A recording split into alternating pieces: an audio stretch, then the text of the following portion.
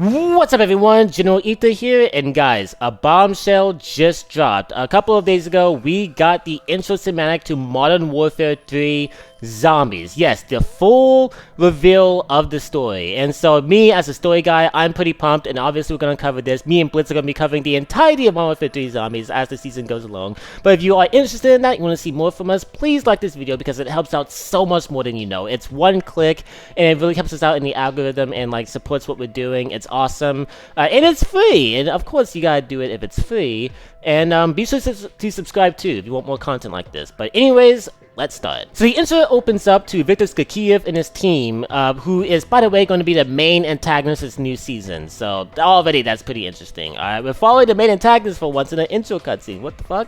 Anyway, so him and his team proceed into this abandoned building, and off the bat, I gotta say, the presentation looks really good. Usually all these cinematics look really realistic, they look really nice, the animation is great, and they spared no expense here as always. And one interesting thing to take note of is they're kind of going for a very like heavily Modern Warfare feel, and I mean that's obvious because this is Modern Warfare Zombies, but as you know, this is Treyarch who's developing the mode. Treyarch stories are usually very bombastic, very crazy. Zombies, very bombastic, very crazy. But here it's gonna be interesting trying to see them take it in a more grounded, tactical, like realistic sense. I'm definitely going to be interested to see like how well they pull that off, whether that serves as a detriment or a plus to the story that they're trying to tell. So anyways, they proceed inside this one particular room, and all of Requiem is dead. Wait a minute, what the fuck? Yeah, Weaver, Gray, Strauss, Carver, you know, these characters who you got attached to or bonded with throughout the entirety of Cold War Zombies. That is, if you actually engage the Mountain Lord of Intel, they're all fucking dead. And this was definitely one of the things that shocked me about the intro, like, off the gate. Granted, they're probably not dead because, you know, they're in this very weird position, surrounded by these vials containing Ethereum that, you know, obviously, like, the villain was actually after, and he and this man take it and leave.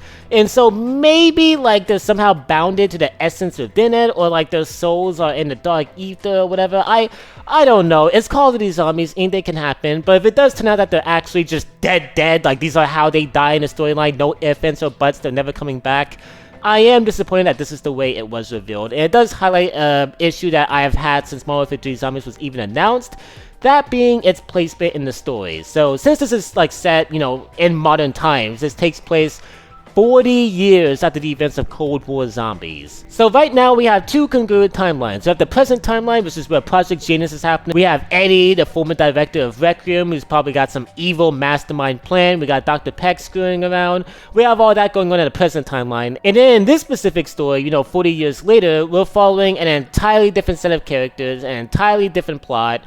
They're still connected, it's still the same timeline, but it's basically, it's kind of its own standalone thing. And I was hoping it would suck if the game does bomb. It can kind of just be ignored as, you know, its own narrative, and it doesn't really interfere that much with the actual story that we're engaged with. But, no, that definitely is not the direction Craig Houston, the writers, are taking. I'm definitely going to let them cook, but I'm not really a huge fan of, you know, like, how heavily this is, like, spoiling the events of, you know, the present timeline. Because now, if these characters come back in Treyarch's next game, we're not really going to be worried about their safety because, I mean, we already know how their fates end, and that's kind of a bummer. But I guess we'll have to wait and see, because this kind of feels too obvious to just be like, it feels too simple if you catch my drift. Like, I don't think things are as it seems, but we'll have to wait and see. Not having what they came here for, Viktor and his team rush out and whoop, whoop, it's the sound of the police, whoop, whoop. Yeah, the police just come driving in with fucking mounted sentry turrets and they start lighting up Viktor's men.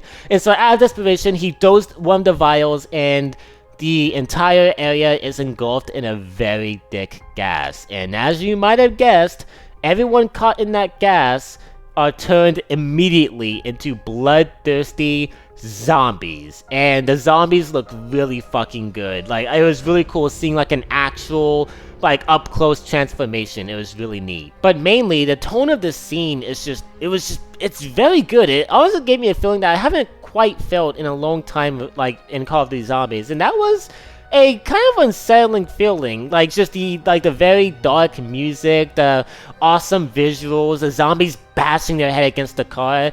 It actually kind of felt like it had this horror vibe to it, which I'm definitely a fan of. I definitely prefer zombies when it's more creepy and kind of like just when it gets under your skin. I'm a huge fan of that, and I hope that's the tone that the overall story is going to strive for, that the overall mode is going to strive for.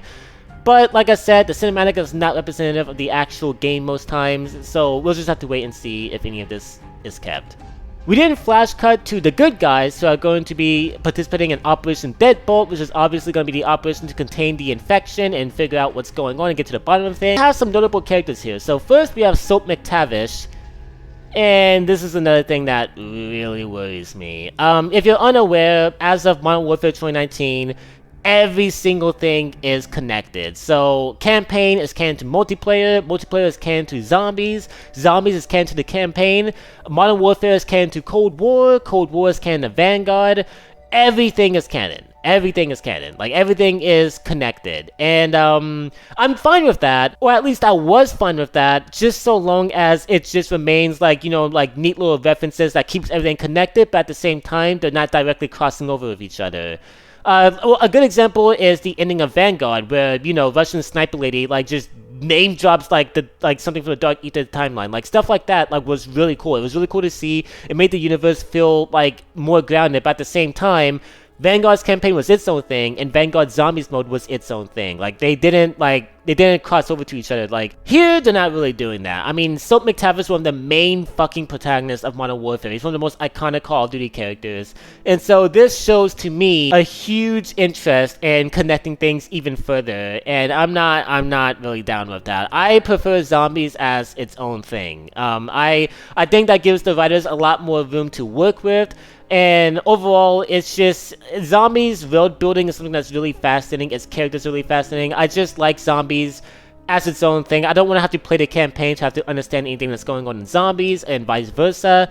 I just think the modes should remain separated, but they're definitely not doing that, and I don't know. And obviously we've had campaign characters in Zombies before. You know, we had Weaver in Cold War, but that was different because we hadn't seen Weaver since BO1. So, I mean, we don't know what happened to him. So they can take him in whatever direction they want in that story. He turned from a campaign character to a Zombies character. It was simple. Soap they're definitely not doing that with Soap. I mean, Soap has to be in Modern Warfare 4, you know, if he survives this game. They're not going to kill him off in Zombies. They're not going to kill off fucking Soap McTavish in Zombies. So, yeah, the campaign in Zombies is going to be connected, like, more than ever before, and I'm just not really excited for that.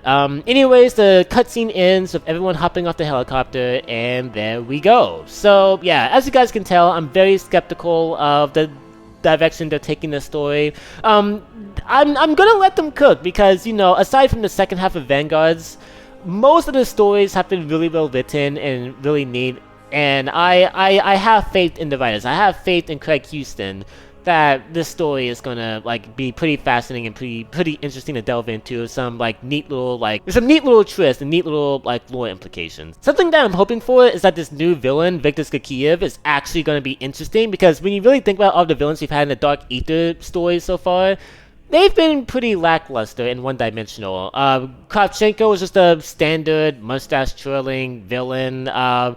Cornifex and Von List had potential, but, you know, they were pretty one-dimensional and uninteresting as well. The Forsaken had a cool backstory, but his personality-wise, there was nothing there. There was really nothing there. He just wanted to eat everything, and there wasn't really a lot there. The only two interesting villains we've had in the story, at least in my opinion, are Dr. Peck and Valentino. They have been really fun. Dr. Peck is just a fun asshole, and Valentino, granted, was a really well-written, compelling antagonist. It sucks she only had one map to shine, but yeah, no, she was honestly one of the biggest highlights of Cold War's story. And I hope, like, think about all the villains we had, by the way, and, you know, the previous Ether storyline. We had Dr. Monty, Samantha Maxis, the Shadow Man, Ultimus Richthofen. All of those villains were super memorable, were super intimidating, like, had a big threat level, and were really fascinating, compelling characters. I kind of missed that in this new story, so I hope this new villain is actually interesting. He likely won't be. He's probably going to be stereotypical Russian terrorist number 2. But I don't know. Hopefully he's not. Anyways, though, let me know what you guys think of this cinematic. Does it get you excited?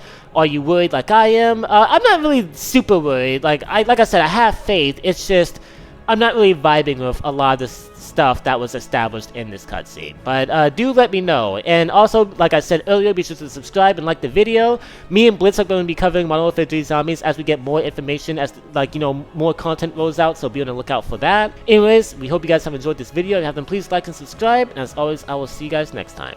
Peace out.